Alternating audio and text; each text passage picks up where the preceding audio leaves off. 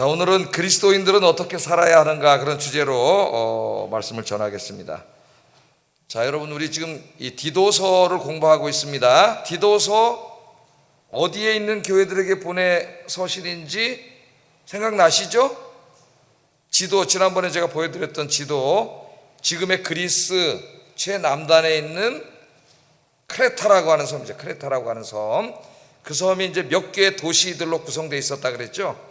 거기에 이제 또 오순절날 예루살렘에 왔다가 베드로 설교를 듣고 예수 믿고 돌아간 사람들이 교회를 세워놨고, 그 후에 바울이 4차 선교하면서 이제 디도와 함께 그레데 섬에 도착해서 선교를 해서 더 교회가 부흥하고 여기저기 교회가 막 세워지고, 기억나시죠? 예. 근데 이제 떠나가야 되는데, 바울도 디도도 떠나가야 되는데 교회에 지도자가 있어야 되잖아요. 영적인 지도자가, 목회자가 있어야 되잖아요. 그래서 사도 바울이 자기만 떠나고 디도는 거기다 남겨놨잖아요. 예? 남겨놓고 이제 자기는 떠났다가 로마 교인들이 핍박받는다는 소식을 듣고 이제 글로 가는 중에 그리스의 그 항구 도시, 우리로 말하면 한 인천 정도 되는 곳이죠. 그리스에. 거기서 이제 디도에게 목회서신을 보낸 거죠. 목회서신을 보내고 이렇게 하고 너도 빨리 와라, 이제 이런 서신을 보낸 겁니다. 그래서 제일 먼저 우리가 공부한 게 파리 각 교회에다가 장로를 세워라. 근데 그 장로는 지금 현대교회는 이제 목사 장로도 있고 우리 장로님들도 계신데, 목사를 말한다 그랬죠. 목사. 원칙적으로는 이제 우선적으로는 목사, 교회를 다스리는 목회자를 말하는데, 그 당시에는 그런 구분이 없었죠.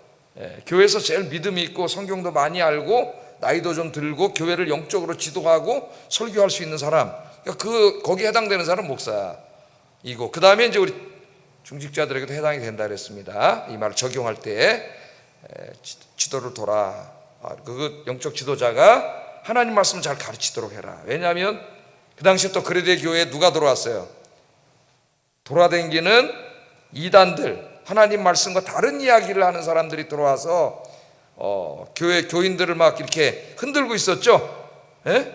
사도들에게 배운 그 복음의 말씀과 다른 이야기를 해가지고 저게 진짠가? 그리고 흔들리고 있었단 말이에요. 그 중에 이제 할레파에 대해서 공부했죠. 생각나세요? 할레파. 또 하나는, 할레파는 구원을 받으려면 예수님만 믿어갖고 구원 못 받는다, 율법도 지키고 할례도 받아야 된다, 이 주장하는 사람들이고, 또 하나는 우리가 은혜로 믿음으로 구원 받았으니까 행위는 필요 없다, 삶은 필요 없다, 우리가 그 윤리적인 문제를 신경 쓰지 않아도 된다, 이렇게 믿음과 행위를 분리시켜 놓는 사람들, 오늘날도 그런 사람들이 많아요. 이 두 가지에 대해서 그렇지 않다고 하는 것, 그걸 쭉 다 이렇게 이제 가르쳤습니다. 가르쳐서 바른 복음을 가르치라, 이렇게 그런 지도자를 세우라, 이렇게 말씀을 했고요. 오늘 말씀해 보면 이제 그 하나님의 말씀에 입각해서 구체적으로 이제 성도들을 가르치라 그러는데, 오늘 말씀해 보면은 성별로 나누었고, 남성, 여성, 그 다음에 남성도 오늘 우리 말 번역에는 늙은 남자라 그랬습니다. 늙은 남자, 젊은 남자, 각각 다르게 교훈을 줬어요. 또 여성도 늙은 여자, 젊은 여자, 이렇게 따로, 네 부류의 사람에게 오늘 교훈을 상세하게 줍니다. 성과 성별과 나이별로 이렇게 함으로써 이 그레데에 있는 교인들, 모든 연령에 있는 교인들이 하나님 말씀을 잘 배우고 말씀대로 살아서 그 신앙과 인격이 하나님 앞에 아름다운 성도가 되도록 하나님이 그렇게 하라고 이제 바울을 통해 서신을 보낸 거죠. 오늘은 이제 그리스도인들이 어떻게 살아야 되느냐, 어떤 인격을 가지고 어떻게 살아야 되느냐, 그래야 어떻게 살아야 하나님 앞에 아름다운 인생이 되느냐, 거기에 대한 이 말씀이 되겠습니다. 제가 지난주에 좀 이제 물을 줬어요. 물을 여기 화단에다가 호수를 가지고 딱 와가지고 햇빛이 너무 쨍쨍 쬐니까 이 흙이 다 말라 비틀어져가지고 꽃이 다 죽더라고. 그래서 내가 이 쫙 물을 뿌려가지고 물을 줬. 어제도 물을 탁 줬는데 그 릴리죠, 백합, 빨간 주홍색 백합이 군데군데 우리 집사람이 심어놨는데 몽우리가 이렇게 딱. 그래서 어제 내가 물을 이 물을 주면서 교감이 되더라고요, 진짜. 그 시골에 가서 하는 사람들이 왜 화초에다 물 주냐, 이게 교감이 되더라고요. 식물하고도. 야, 너 목마르지? 내가 물 줄게, 그러면서 이제 탁 맛있게 받아 먹더라고. 막. 예? 물을 쫙 줬어요. 그래서 오늘 새벽기도 와가지고 새벽기도 이제 와서 설교하고 기도하고 나갈라는데 무진장 궁금했어요. 아침에 오는데 내가 어제 물 준 꽃이 어떻게 됐을까? 몽울이었는데. 예? 그러니까 오늘 아침에 쫙 나갔더니 이쪽에 있는 애들이 쫙 할렐루야 할렐루야 얼마나 이쁘게 폈는지 쫙 폈어요. 꽃이. 그래서야 깨달았어요. 기도했습니다. 하나님, 성도님들에게 오늘도 제가 수요일날 이렇게 어떻게 보면 생명의 물, 예수님이 생명의 물이라 했잖아요. 성령, 하나님의 말씀, 이 생명의 물을 이제 탁 뿌리는데 이 물을 우리 여러분들이 잘 마시시고 잘 받아 잡수셔서 저 바깥에는 백합처럼 아름다운 신앙과 인격을 갖추게 하여 주시옵소서. 이렇게 기도했다니까요. 제가 하여튼 꽃에다 물 주다가도 하나님 설교 예화를 주셔. 설교 예화를. 야, 물을 주니까 정말 생명수를 주니까 저렇게 막 꽃이 피고 이쁘게 자라는구나. 그래서 목회의 어떤 그 새로운 생각을 하게 됐어요. 내 설교와 기도가 저렇게 되게 해주세요. 예? 식물도 저렇게 아름답게 꽃을 피우는데 하나님의 형상으로 지음받은 우리 성도들이 저렇게 인격과 신앙이 되게 해주세요. 이렇게 기도를 했는데 오늘 보니까 활짝 피신 것 같아요. 예. 더 활짝 피시기를 주의 이름으로 축복합니다. 자, 먼저 남자들에게 교훈을 주시는데 남자들 중에서도 늙은 남자들이라 그랬습니다. 늙은 남자. 2절 한번 읽어보겠습니다. 시작.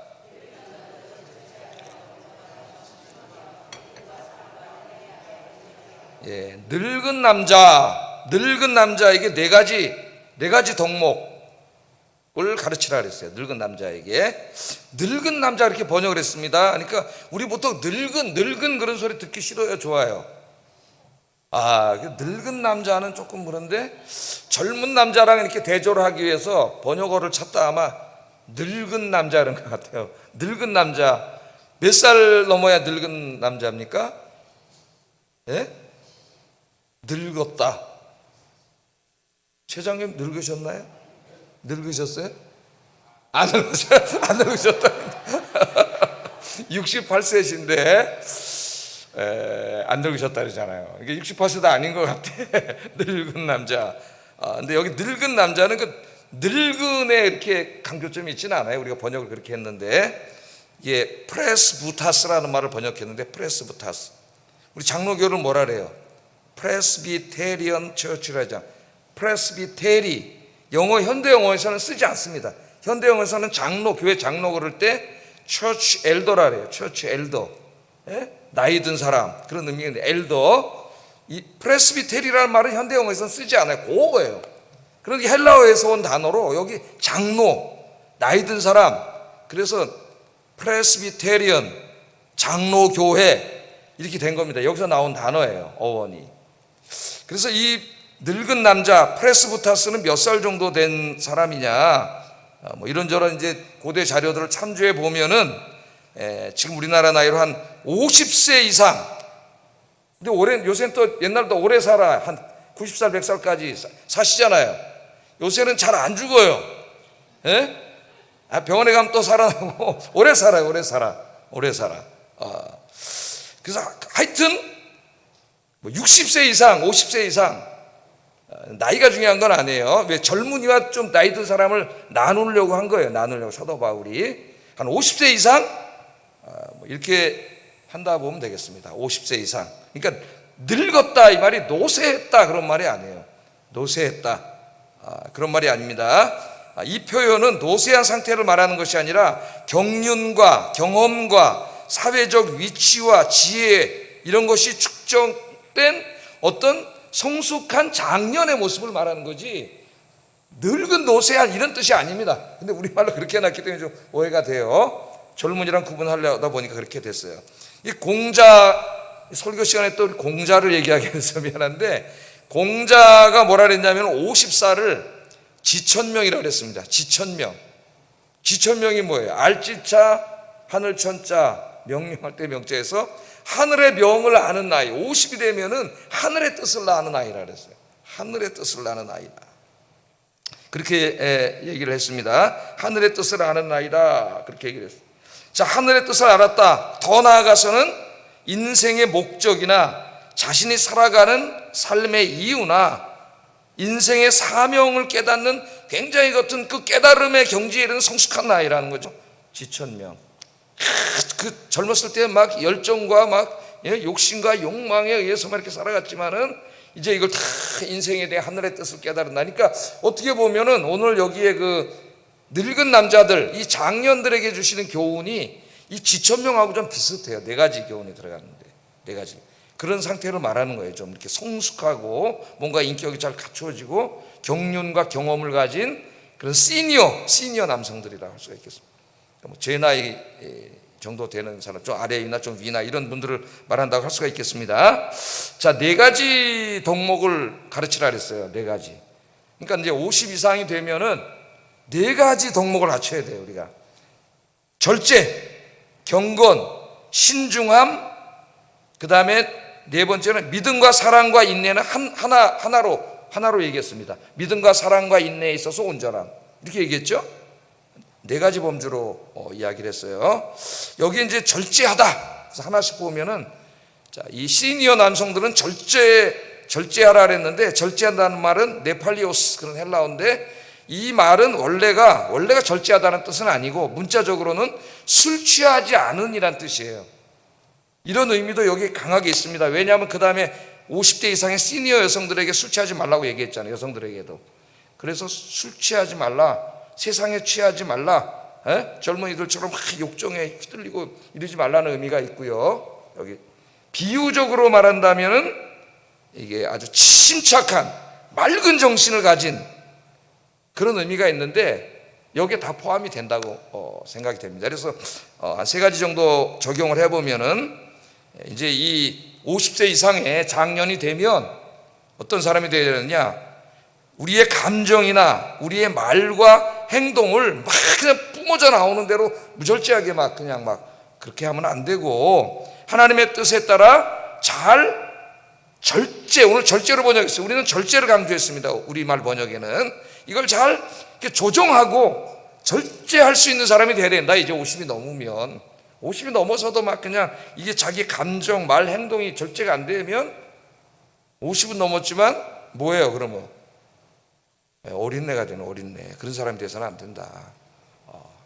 여기 이제 이 장년에 해당하시는 분들이 계신데 이걸 생각을 해야 됩니다. 2번째는 이제 신앙적으로 영적으로도 좀 이제 신앙이 성숙하고 깨어 있어서 세상의 유혹과 악에 빠지지 않도록.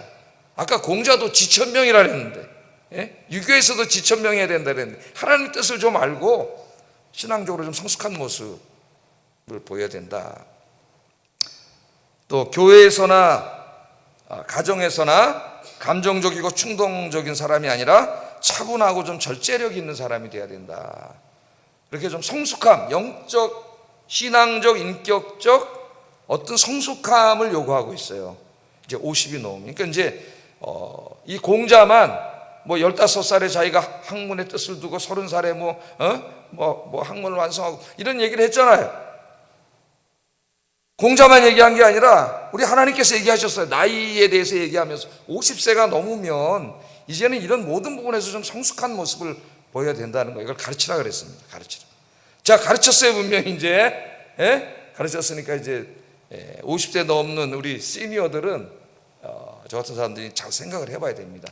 자기에 대해서. 2번째는 경건하라 그랬습니다. 첫째는 절제하는 건 술 취하지 말라 이런 의미도 있고 지금 말씀드린 의미가 있고, 2번째는 경건해라, 셈노스라는 말을 번역했는데 신앙과 인격이 훌륭하여 존경할 만한 그런 뜻입니다. 존경할 만한 신앙과 인격이. 그러니까 교회 안에서 이제 어른이잖아요. 어른. 여기 이제 이 늙은 남자들, 이 말 이제 장로, 교회 직분을 말한 건 아니지만 이분들 중에서 이제 교회 장로를 뽑는 거죠. 이 정도 나이가 돼야 사람들을 할 수 있기 때문에, 지도할 수 있기 때문에. 옛날에 이제 우리 교회 젊은 목사님 뽑는다 그래갖고 막 40살, 저 39살에 여기 담임 목사로 임명이 됐었는데, 오늘 여기 말씀을 보니까 한 50은 돼야 이게, 이게 모든 인격과 이 시당에 이걸 갖춘 사람이 되지 않을까 그런 생각이 들어요. 그래서 젊은이들에게 본이 돼야 된다. 본이.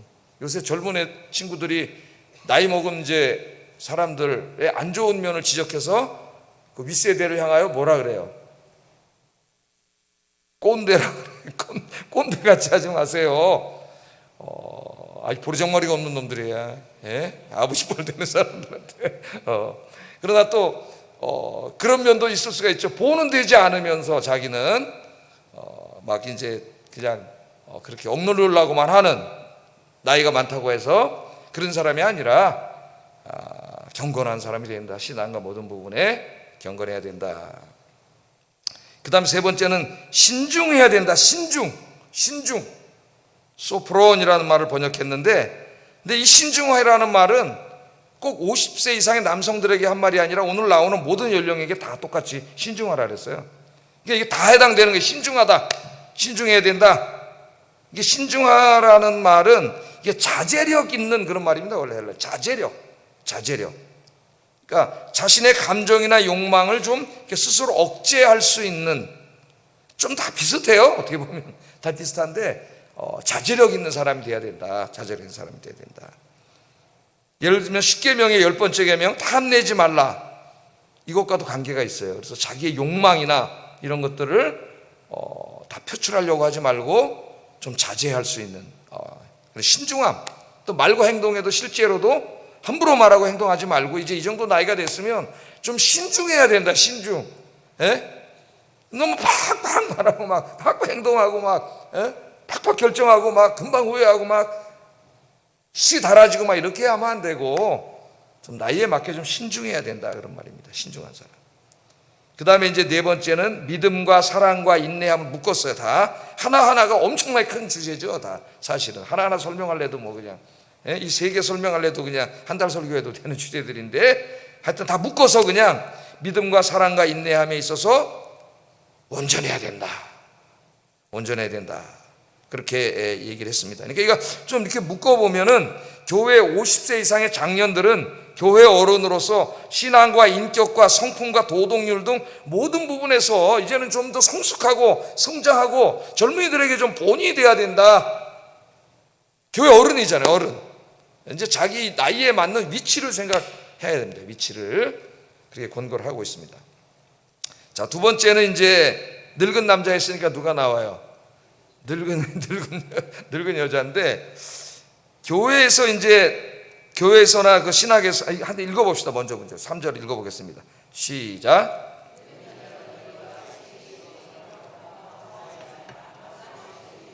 선한 것을 가르치는 자들이 되라, 그렇게 말씀을 하셨어요. 늙은 여자, 시니어 여성들인데, 필로라고 하는 유대인 신학자이며 철학자가 있었는데, 이 사람은 60대 여성에게 사용을 했습니다. 60대 여성, 60대.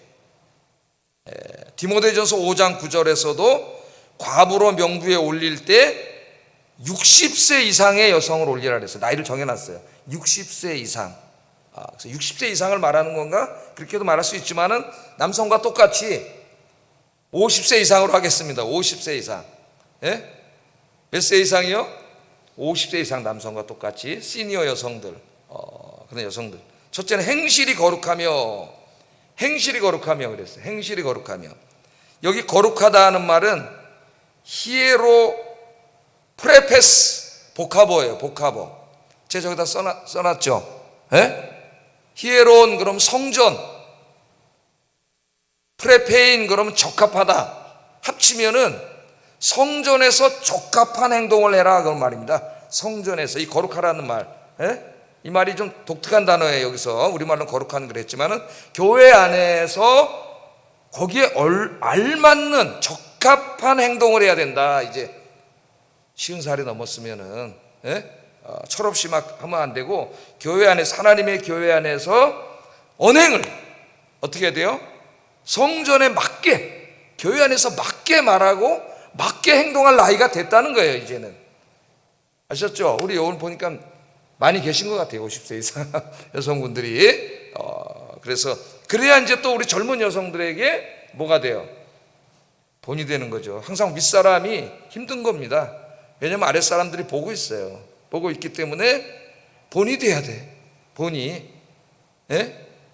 나를 좀 존경해줘 그런다고 존경하는 게 아니잖아요, 여러분. 그럼 또 젊은 층이 뭐라 그래요? 이 꼰대질하네 그런단 말이죠. 그렇게 요구하지 않지만 언행이 교회에서 저분들 정말 우리 대부분 보면 우리 구역장님들, 우리 권사님들, 우리 집사님들에게 해당하는데 그렇게 해야 된다, 그렇게 말을 하고 있습니다. 두 번째는 모함하지 말며. 여성들이라서 이제 말에 대해서 말했는데, 하여튼 남성들도 마찬가지예요. 말은 말한데, 하여튼 오늘 하나님께서는 시니어 여성들에게 모함하지 말라 그랬어요. 이 모함하다는 말은요, 놀랍게도 우리 모함하다 이렇게 번역을 했는데 헬라어로 보면 디아볼로스입니다. 디아볼로스는 다른 문맥에서는 사탄이라고 번역을 해요. 사탄. 디아볼로스, 액센트가 튀는 디아볼로스. 사탄이 뭐하는 자예요?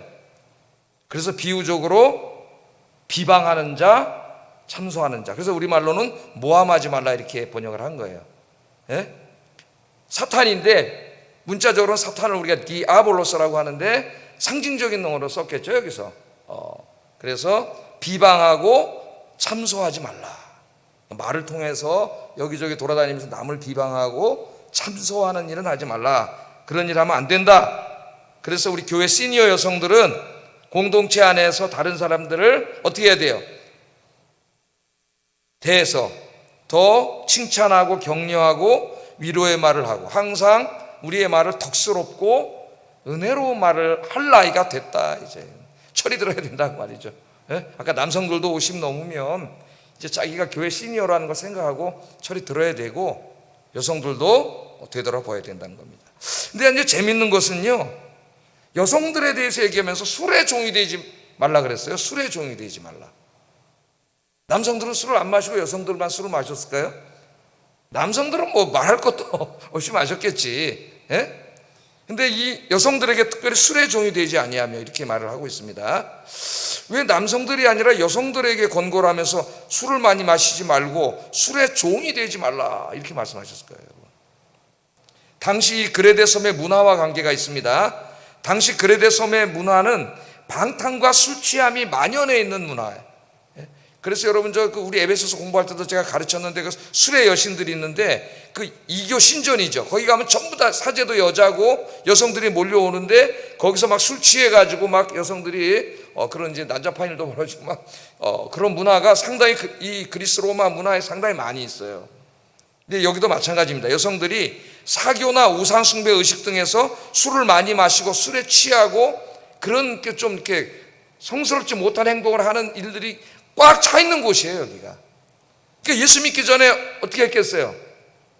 젊어서 진짜 놀아볼 만큼 놀아보는 여성들이 많이 있을 거예요. 여기 이제는 그 사람들이 50이 됐고 예수를 믿게 됐는데 뭐라는 겁니까? 더 이상은 이제 그런 것, 세상을 즐기고 술 취하고 이런 거 하지 말라. 그렇게 얘기합니다. 제가 가끔 이제 우리 은우가 예배 왔다가 차를 안 가져오면 이제 가다 집에 내려주고 이렇게 만리동 쪽으로 돌아가는데, 그 만리동 쭉 올라가는 언덕이 전부 다 술집이더라고요. 이게 포장마차 같은 형태로 만들어서 바깥에서도 이제 이렇게 술을 마시게 쭉 있는데, 오늘도 가다 보면 아마 거기 쫙 젊은이들이더라고요. 젊은이들이 여기 나와 있는데, 제가 지나가다 보면은 글쎄 제가 그렇게 봐서 그런지 몰라도 남성들보다 여성이 훨씬 많아요. 여성이. 물론 그건 젊은 여성들입니다. 젊은 여성들. 그래서 우리 하나님께서 이제 이 여성들에게 이것을 더 강조를 했습니다. 강조를 했어요. 하나님을 섬기는 여성에게 술은 어울리지 않는다. 술 마시면 술에 중독되어 술의 종이 됩니다. 술의 종이 되는 거죠. 그러니까 아버지가 술 먹고 오면 어떻게 돼요? 그것도 안 되는 거죠. 술 마시면. 기독교는 절대 술 마시면 안 되는데, 그냥 아버지 잠은 그만인데 엄마가 술 취해 있으면 어떻게 돼? 애들 밥은 누가 해줄 것이며 가족은 누가 할 것이며. 제가 볼 때 아버지가 술 취하는 것도 폐해가 되지만, 엄마가 술을 취하면 집에도 안 들어오고 이겨 신전에 가서 술 마시고 밤늦게까지 막 이렇게 되면은 아이들 집에 어떻게 되는 게 집안이다. 가정에서 제일 중요한 게, 제가 무슨 남성 홀주의자가 아닙니다. 더 중요한 분이라는 거예요. 가정의 아이들과 여성들이. 그래서 술 그런 거 세상에 취하지 말고 기도하고 찬송하고 그렇게 걸어가신 여러분 되기를 주의 이름으로 축복합니다. 그 다음에 이제 시니어 여성이기 때문에 마지막으로 부탁한 게 이제 선한 것을 가르치는 자들이 되게 하라. 선한 것을 가르치라. 이제 윗사람이니까 교회 안에서 선한 것을 가르치고 집안에서도 자녀들에게 선한 것이 뭐예요? 하나님 말씀, 하나님 뜻대로 사는 거, 신앙생활 하는 거, 기도 생활하게 하는 이런 거를 누가 제일 잘 가르칠 수 있어요? 예? 시니어 엄마가 가르쳐야 되고 교회 와서도 젊은 사람들에게 가르쳐야 된다. 그래서 좋은 멘토가 되어야 된다. 멘토가 그래서 시니어 남자들에게, 장년들에게도 네 가지, 그 다음 여성들에게도 네 가지. 다 요약하면 신앙과 인격에서 아름다운 신앙과 인격을 갖춤으로 젊은이들에게 본이 되고 가정과 교회를 건강하게 잘 이끄는 그 어른이 되어야 된다는 말이죠. 한마디로 말하면 8가지 얘기했지만 다 비슷비슷하잖아요. 어른이 돼야 된다. 50세 이상이 여기 지금 거의 다 입니다. 50세 이상이 저부터 오늘 말씀의 거울 속에 자신을 비춰보면서 나의 신앙, 인격, 도덕률이라든가 나의 품성이라든가 공자도 지천명이라고 했는데 50이면 지천명이라고 했는데 하나님께서 오늘 말씀하고 계신데 오늘 말씀에 비추어서 좀 더 성숙하고 아름다운 그 젊은이들이 볼 때에 정말 본받고 싶은 그런 우리 남성, 여성, 장년들이 되시기를 주의 이름으로 축복합니다. 그 다음에 이제 젊은 여성들에게 그러니까 50 이하 젊은이에요. 젊은 여성들. 자, 젊은 여성들에게 하신 말씀인데 그런데 바울이 보면은 젊은 여성들, 다른 연령에 있는 사람들은 뒤도 보고 가르치라 그랬어요. 뒤도 보고. 그런데 젊은 여성들은 시니어 여성들이 가르치라 그랬어요. 4절 5절 한번 읽어보겠습니다. 시작.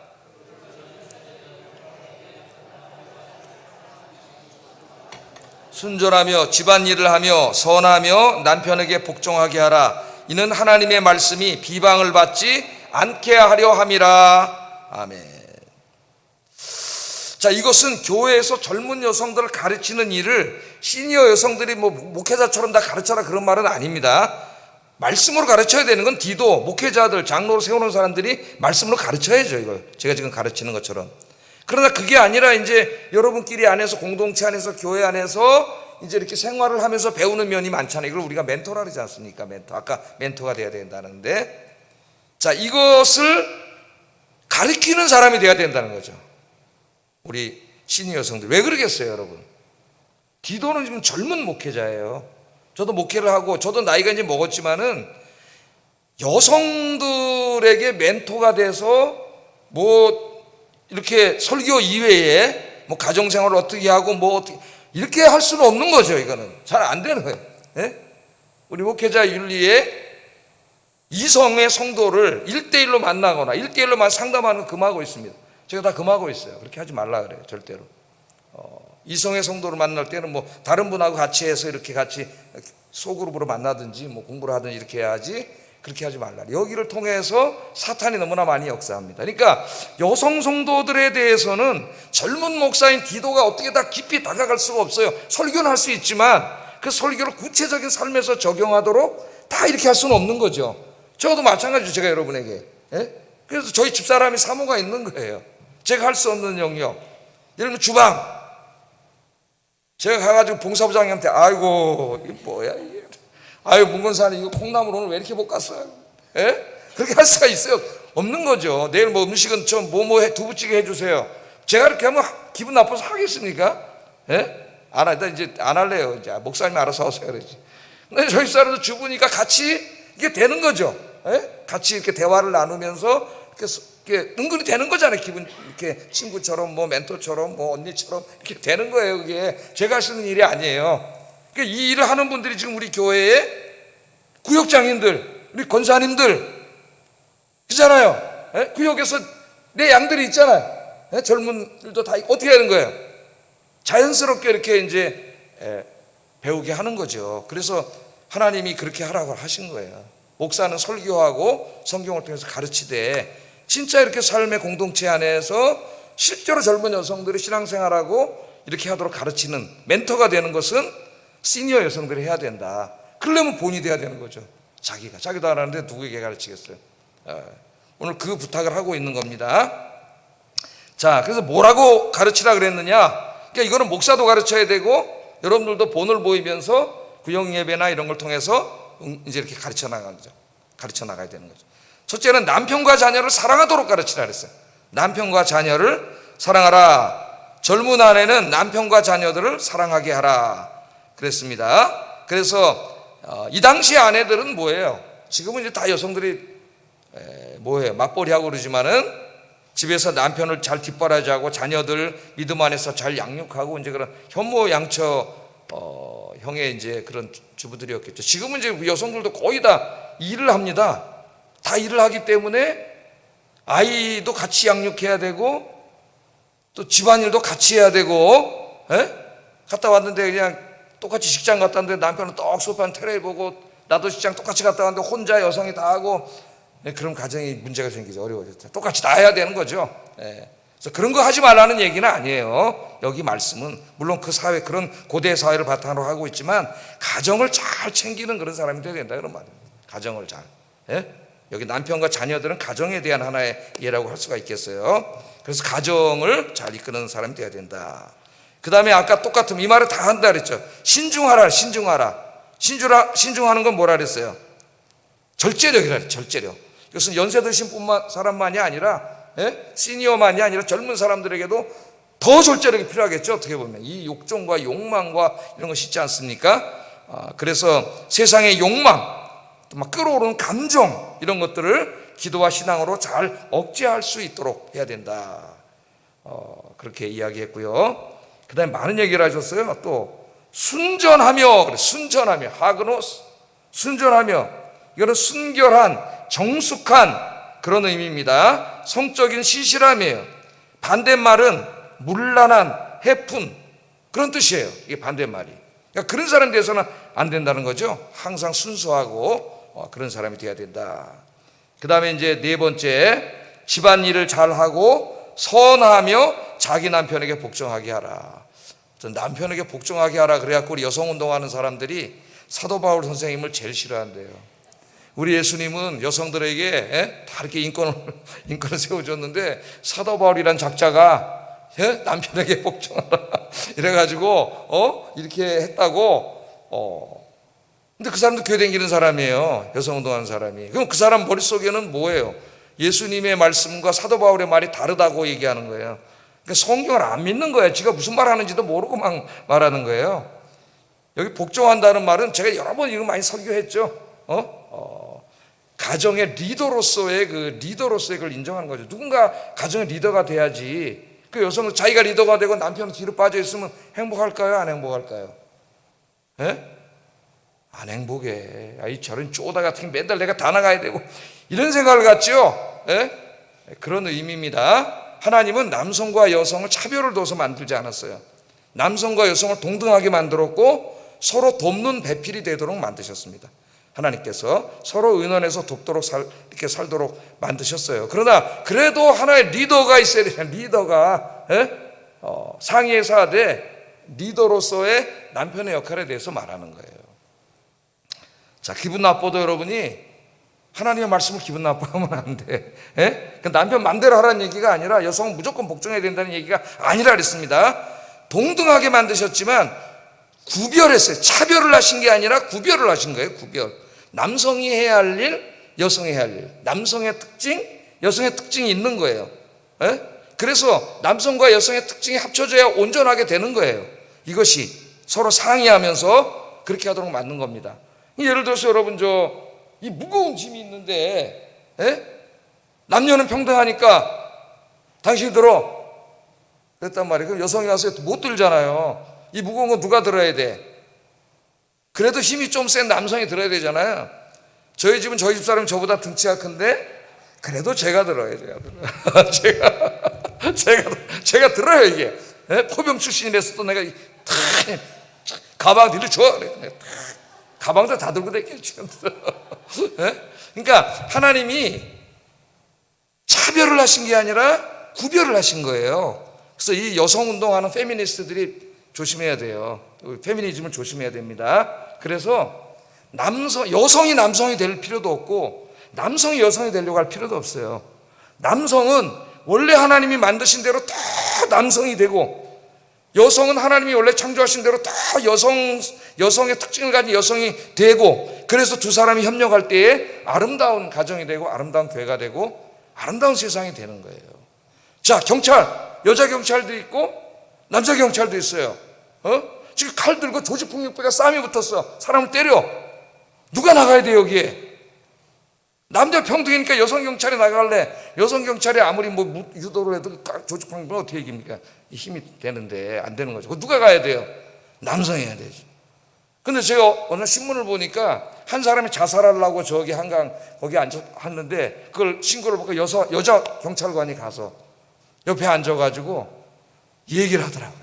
참 얘기를 하고, 그래서 결국 자살하는 사람을 살렸어요. 그런 그 사람의 마음을 만지고 그런 따뜻함과 그런 거는 남성이 따라갈 수가 없어요, 여성을.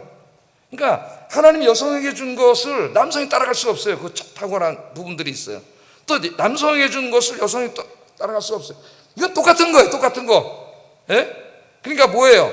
조직폭력배는 남성이 가서 잡고, 그런 사람은 훨씬 그런 능력이 뛰어나잖아요. 공감 능력이라든가 따뜻함이라든가 그런 건 여성이 훨씬 뛰어난 남자보다. 죽으려는 사람은 여성이 가서 살리고. 그러니까 이게 차별이 있고 구별이 있고 우열이 있는 게 아니라 하나님이 여성에게 주신 특성이고 남성에게 주신 특성이에요. 이게 우열을 자꾸 따지려고 하면 안 돼요. 예? 더 남성이 되고 더 여성이 되고, 그럴 때 하나님의 나라가 아름다워질 줄로 믿습니다.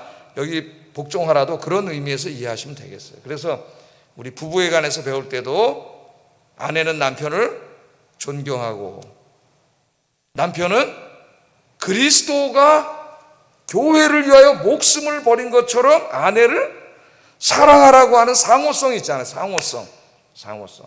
이 말씀 우리가 마음에 새겨야 됩니다. 그래서 어쨌든 교회 어머니에게 중요한 거는 가정이죠. 가정. 예? 가정을 소홀히하면 안 되고 가정을 믿음의 가정으로 잘 이끌어야 된다.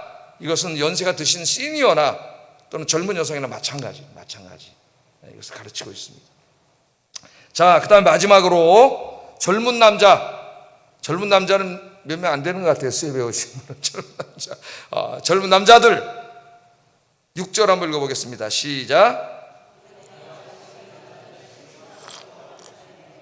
예, 젊은 남자들에게 뭘 요청했어요? 신중하라 다 나오잖아요. 전 연령에. 아까 뭐라 그랬어요? 신중하라는 절제력이라 그랬잖아요. 절제력. 그러니까 젊은이니까 더 욕정과 욕망과 욕심과 이런 게 막 끌어오르잖아요. 홍대, 신촌, 막 저런데, 이태원 이런 데 가보세요. 막 주말에 젊은 애들이 막 이 욕망에 끌려서 술집, 클럽으로 막 몰려들다가 끔찍한 사고도 나고, 어마어마한 사람이 영하 막 15도에도 막 밤에 나와가지고 막 젊은 애들의 욕망과 욕정이 막 끌어오르잖아요. 이게 막 환락에 그걸 만들지 않습니까? 우리 그리스도인들은 이 젊음에 이것을 어떻게 해야 돼요? 신중하라는 말은 잘 자제할 수 있어야 된다. 절제할 수 있어야 된다. 특별히 그레데 섬은 술과 아까 방탕함이 가득한 그런 도시문화였다 그랬잖아요.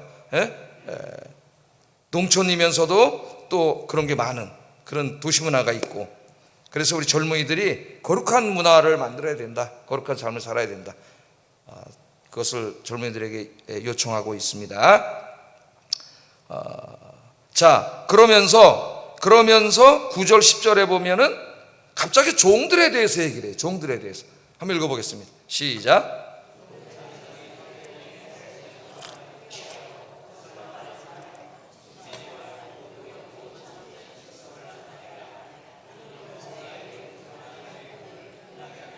예, 아니 왜 갑자기 젊은 남자에 대해서 얘기하다가 범주도 지금 그렇게 나눴잖아요. 나이 든 사람, 남자, 여자, 나이 든 사람, 나이 든 남자, 나이 든 여자, 젊은 남자, 젊은 여자, 이렇게 딱 나눴는데 범주에도 맞지 않는 갑자기 종들이 나와. 읽어보면 이게 뭐지? 논리가 잘 맞지가 않아요. 왜 그럴까요, 여러분? 여기 종들은 그 당시에 이제 젊은 남자들, 그 그레데 섬에 있는 젊은 남자들의 직장이라고 할 수가 있겠는데 상당수가 종들이에요. 노예. 근데 노예 그러면은 우리는 영화에서 막 맨날 그 갤리선이나 노조고 막 이런 노예만 생각하는데 가정교사부터 의사까지 상당히 많은 부분, 그러니까 로마 경제 3분의 로마인의 3분의 1이 노예입니다. 노예. 예? 그리고 그레데 섬은 거의 이 농촌 지역도 많고 그래서 농사를 지어야 되니까 로마 경제를 거의 노예들이 다 이끌어간 거예요. 지금 기계가 이끌어가는데 그때는 노예가 한 거예요. 그래서 어떤 사람은 추정하기를 그레데 섬의 노예 인구, 이 종들이 한 50% 정도 됐을 거라고까지 추정을 합니다. 그러니까 교회 이제 바울이 전도해서 예수 믿게 된 많은 젊은이들 중에 직업이 이제 그런 것인 것이죠. 그러니까 현대로 말하면 직장인이에요. 그러니까 젊은이들에게 주는 계속해서 말씀이에요. 이 사람들 어떻게 하라 그랬어요? 상전들에게 범사에 순종하며 기쁘게 하고 거슬러 말하지 말며 훔치지 말고 오히려 모든 참된 신실성을 나타내게 하라. 이는 범사에 우리 구주 하나님의 교훈을 빛나게 하라 합니다. 그러니까 젊은 남자들은 대부분 일하는 사람들이에요. 나가서. 이게 직업윤리라고 할 수가 있겠습니다. 첫째는 신중함으로써, 신중함으로써 모든 절제와 자제, 신앙으로 자제력 있게 욕망대로 살지 말고 그걸 얘기하면서 이건 직업윤리예요. 직장인으로서 어떻게 되느냐. 그러니까 그 당시는 이제 노예였기 때문에 지금하고 똑같이 얘기할 수는 없습니다. 또 그 당시의 사회적인 문화, 배경 어떤 그런 게 있기 때문에 그러나 지금 우리 직업윤리라고 할 수가 있겠어요. 왜 그리스도인들이 직장에 나가서 이렇게 정직하고 성실하고 신실하게 일해야 되느냐? 복음의 진리를 빛나게 하기 위함이라고 얘기해요. 복음의 진리를. 그러니까 우리 그리스도인 청년들이, 젊은이들이 직장에 나가잖아요. 직장에 나가서 직장 생활을 할 때에 누구보다도 정직하고 성실하고 진실해야 된다는 거죠. 그래서 사람들이 다 볼 때에 야, 쟤네들 언제부터 바울이라는 사람이 나와서 전도하는 그 교회 다니더니 애들이 너무 좋아졌네. 일단 정직해, 거짓말 안 해, 신실해, 성실해, 맡은 일 열심히 일해요. 그렇게 보니까 놀랍다. 교회 다니더니. 그래서 그들이 그렇게 삶으로, 직장에 나가서 그렇게 삶으로 그들이 믿은 복음의 진리가 더욱더 그들에게 빛나게 한다는 거예요. 빛나게. 그러니까 예수님이 산상설교에서 뭐라 그랬어요? 너의 착한 행실을 보고 하나님께 영광을 돌리게 하라. 그거랑 똑같은 거죠. 우리 그리스도인들이 다 회사에 직장에 나가고 이제 젊은이들이 다 나가서 일하고 그러는데 직장에서 볼 때마다 정말 일도 잘하고 정직하고 신실하고 성실하고 정말 사람도 괜찮고 인격적으로도 훌륭하고 품성도 좋고 이런 젊은이들을 다 보니까 다 교회 다니는 사람들이야. 그리스도인이야. 그러면 그 그리스도인들이 입으로 전하는 그 복음이, 복음의 빛이 더욱 진리의 빛으로서 그들에게 빛나진다는 거예요. 빛나진다는. 그래서 그들을 통해서 직장 동료들이 어떻게 오는 거예요? 이제 그 많은 그 당시엔 노예들이고 지금 직장 동료들이 예수 믿게 된다는 거예요. 그러기 위해서 특별히 젊은이들, 지금 일을 하고 있는 현역 젊은이들에게는 다른 것보다는 욕망에 대한 절제 하나하고 그 다음에 직장윤리, 직업윤리를 이야기하고 있습니다. 가서 세상에 나가서 하나님께 영광 돌리는 사람이 되라. 우리 젊은이들을 그렇게 이야기하고 있습니다. 그래서 오늘 이제 이 말씀을 정리하고 기도하려고 하는데요. 하나님이 남성과 여성, 그 다음에 장년 남성과 장년 여성, 또 젊은 남성과 젊은 여성들에게 어떻게 보면 좀 비슷한 말씀들을 좀 이렇게 하셨는데, 예수 믿은 사람들이 하여튼 뭐예요? 중요한 거는 말씀대로 잘 살아서 신앙과 인격이 훌륭하고 아름다운 사람이 돼서 가정에서나 사회에서나 교회에서나 직장에서나 다 어떻게 하나님께 영광 돌리는 사람이 되라는 거예요. 이게 핵심이잖아요. 핵심. 이게 한 문장으로 요약하면은 그런 성도님들이 되시기를 주의 이름으로 축복합니다. 그러니까 하나님께서 얼마나 세밀하게 성도들 하나하나 연령별로 성별로 어떻게 살아야 되는지를 다 이렇게 말씀해 주셨잖아요. 그러니까 이걸 잘 공부해서 하나님 분명히 말씀하셨어요. 너 왜 그렇게 안 살았냐? 나 몰랐는데요. 성경에 그런 말씀도 있었나요? 그러면 안 돼. 이제 왜 우리 교회는 내가 다 가르쳤기 때문에 안 통해. 우리 교회는 싹 다 가르쳐놨기 때문에. 그래서 여러분 다시 한번 그 오늘 2장 1절 한번 읽어보세요. 시작. 1절 한번 읽어보세요. 여러분 저 성경책으로 시작. 오직 너는 바른 교훈에 합당한 것을 말하라. 이건 디도에게 말한 거죠. 목회자에게. 바른 교훈에 합당한 것을 말하라. 교육자가 말하는 거면 가르치는 거죠. 가르치는 거예요. 예? 그래서 목회자의 가르침의 그 소스는 세상의 윤리가 아니에요. 하나님의 말씀이에요. 말씀, 진리의 말씀. 기독교 윤리는 신학에서 나와야 돼. 그 말이 뭐냐면 성경을 열심히 연구하고 주의해서 거기서 나오는 것이래야 해. 누구 어떤 신학자가 얘기하고 어떤 윤리학자가 얘기하고 그런 게 아니에요. 기독교 윤리가. 기독교 윤리는 성서에서 나와야 되고 성경에서 나와야 되는 거예요. 성경에서. 그래서 목회자의 책임이 이 말씀을 바른 교훈. 바른 교훈이 뭐예요? 인간의 교훈이 아니에요. 성경 말씀을 잘 연구해서 잘 가르쳐야 된다. 잘 가르쳐야 된다. 그래서 이걸 잘 가르치기 위해서는 이 성경이 1세기 이 그레데 교인들에게 무엇을 의미했는가를 역사적, 언어적, 문법적으로 충실하게 연구해가지고 그 의미를 찾아내고 그 의미가 오늘 21세기 이 도시문화에서 살고 있는 우리에게 무엇을 의미하는가로 적용해야 돼요. 그래야 이 교훈이 바른 교훈이 될 수 있습니다. 바른 교훈. 그래서 우리 교육자들이 저를 포함해서 그렇게 할 수 있도록 여러분이 기도해 주시고 이 바른 교훈을 받아서 제가 아까 서론에 말씀드린 것처럼 여러분의 인격, 또 신앙, 품성, 도덕률이 저 우리 마당에 있는 백합처럼 그냥 백합이 아니라 저거 뭐야 릴리 하얀색은 아니고 저걸 뭐라 그래야 돼요?